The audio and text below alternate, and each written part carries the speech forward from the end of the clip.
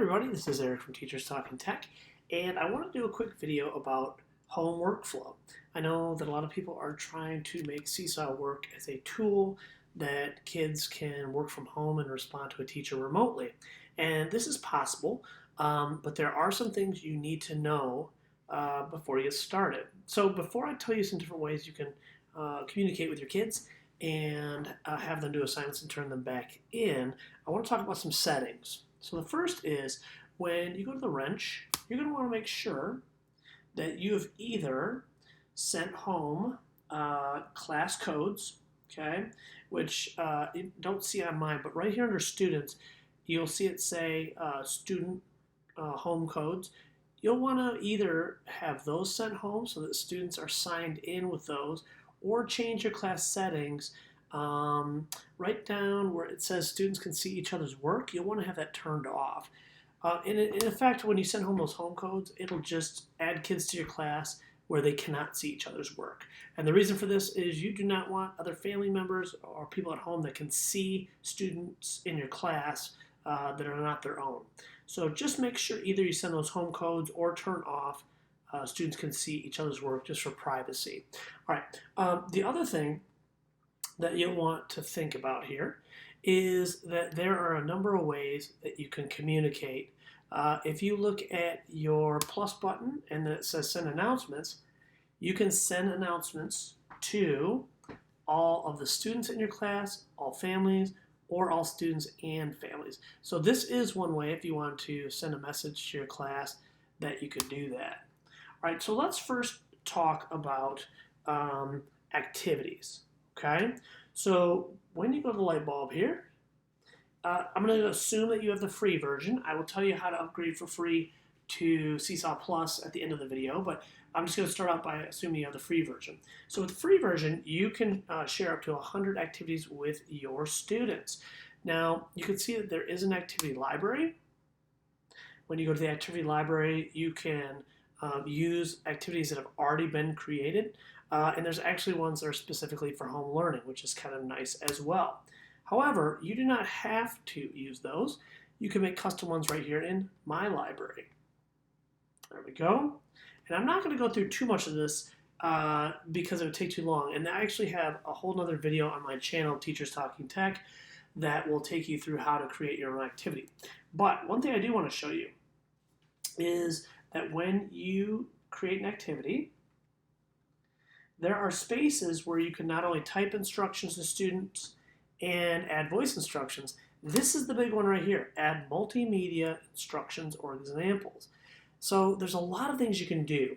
So number one, you could record a video, like a live video of you talking. And when you're done, you can upload it to this. Okay, so when you upload your video here of you teaching or reading or whatever it is, students will see that as part of their instructions before they start their own post or before they respond to you.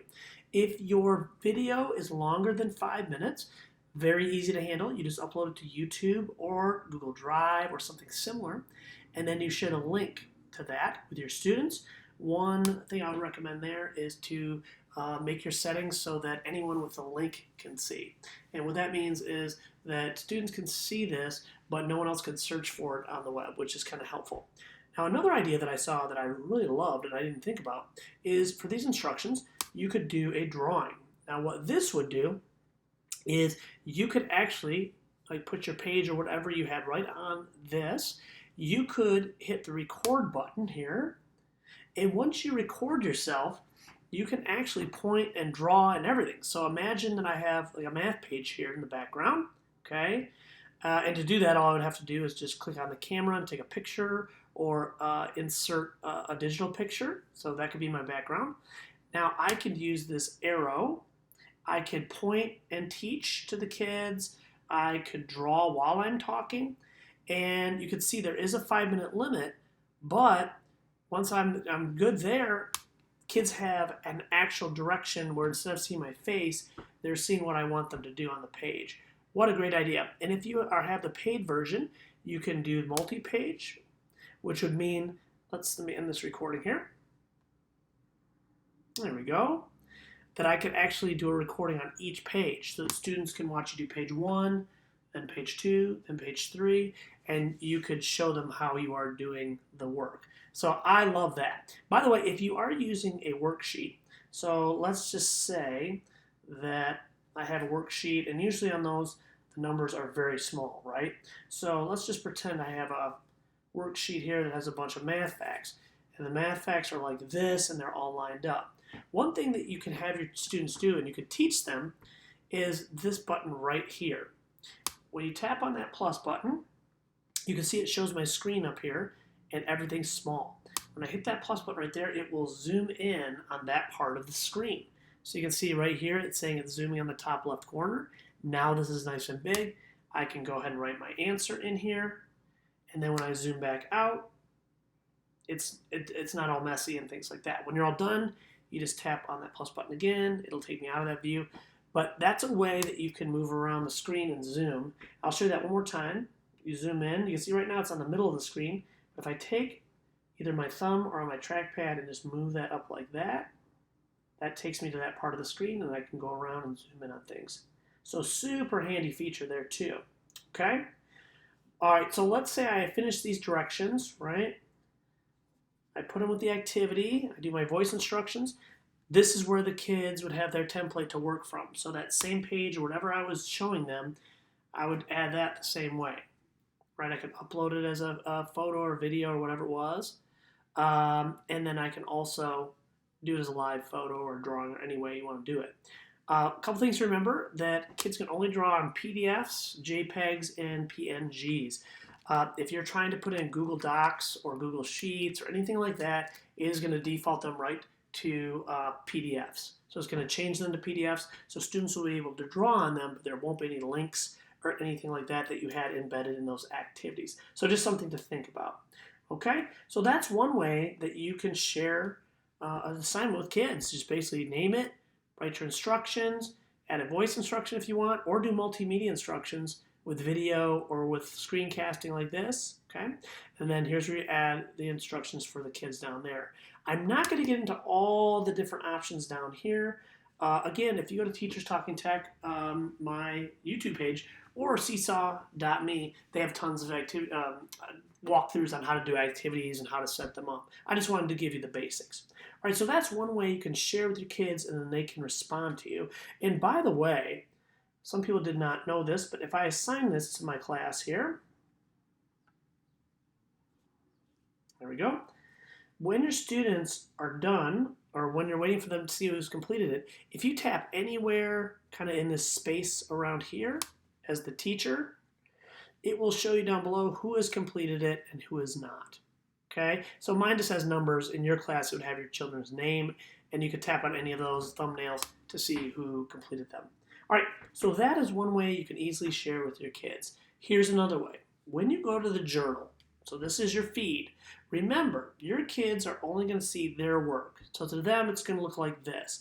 So if we have this student number 16, they are only going to see themselves, right?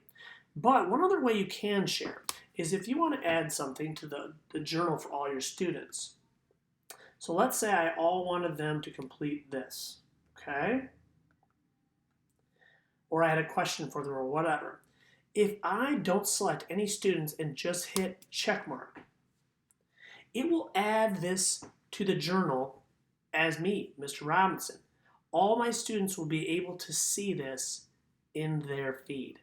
Okay, they do have some options here. I like this if I'm maybe just sharing something with students where I just need them, like maybe I'm doing a read aloud for them, and I don't want to, clutter up activities or send it to their parents through messaging. This is an easy way just to share it with everyone, and they should see it.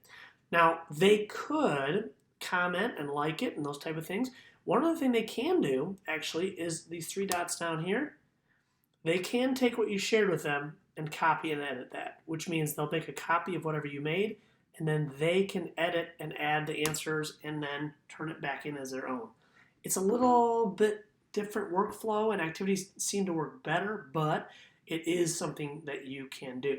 Now, a couple teachers have been saying, well, what if I want my kids to have a shared space where they can comment on each other's work? They can't do that from home with the settings where they can't see each other's work. One thing you might consider is the blog. This was something that came out about 3 years ago that was popular at the time, and I don't hear about as much anymore. But it is there, it's available, and it's free. All you have to do is tap up on the wrench and go down to where it says Class Blog. When you enable your Class Blog, it'll ask you some basic questions. One thing to know about the blog is it acts like a web page. So there will be a URL address that anyone can go to and visit that blog. So not only your students, but people outside of the class. Now you can make it password protected. Let me just show you a few things about that. So in the settings here, you can say students can add items to blog. What this basically means is when students add things to your journal, do you want them to be able to add things onto that blog, or is it going to be your job? I would probably turn that off, and you make the decision of what goes into the blog. Okay? Another big one. Down here, password protect and enable comments. So if you enable comments, this allows your kids to see each other's work that's in the blog and to like and comment on them, which is really nice from home. Okay? And finally, password protect your blog. You may want to do this and just share the password with families so that if somehow somebody stumbled across it on the internet, it is safe. I don't know how they would do that, but it's possible. So you might want to just turn that on and give it a simple password. Now here's what it looks like on the blog. Okay? So let's say that I want to do this post right here on the blog. Once you enable the blog, you'll see that little earth icon, and it says publish to blog. Once I publish something to the blog, whether it's from me or from kids, it'll show up in the blog. Now here it is. There's my class. And by the way, you can customize this up there with like a picture of your class and things like that. But again, only things that will be on the blog are things that you approve if you have your settings like that.